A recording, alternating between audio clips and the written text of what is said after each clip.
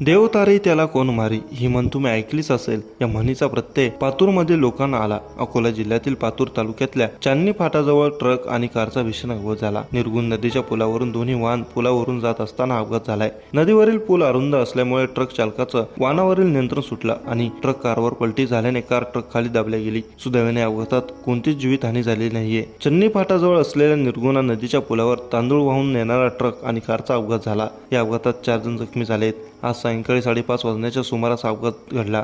Truck चालकाचं वाहनावरील नियंत्रण सुटलं आणि ट्रक कारवर पलटी झाला। कार पूर्णपणे दाबल्या गेली। या अपघातात ट्रक खाली कार दाबल्या गेल्याने कारमधील प्रवासी वाहनात अडकले होते, मात्र स्थानिक नागरिकांनी त्यांना सुखरूपपणे बाहेर काढले। सुदैवाने या अपघातात कोणालाही मोठी दुखापत झालेली नाहीये। मिळालेल्या माहितीनुसार SS 46 BQ 0583 क्रमांकाची कार वाडेगावकडून पातूरकडे जात होती, तर क्रमांक GJ 36V 5480 ट्रकवरील पुलावर समोरासमोर धडक लागली। कार चालक शेख आमिर शेख जाकीर हा गंभीर जखमी तसेच राशिद शाह जाफर शाह हा तरुण जखमी झालाय। स्थानिक नागरिकांनी जखमींना तात्काळ वाडेगाव येथील आरोग्य केंद्रात दाखल केलं।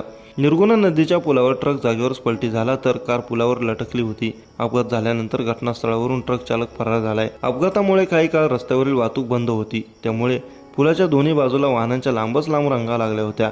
तर घटनेची माहिती मिळताच वाडेगाव पोलीस चौकातील कर्मचारी गावंडे आणि अक्षय देशमुख घटनास्थळी दाखल झाले व अपघाती वाहनांना JCBच्या मदतीने बाजूला करून वाहतूक सुरळीत करण्यात आल्याची माहिती पोलिसांनी दिली आहे।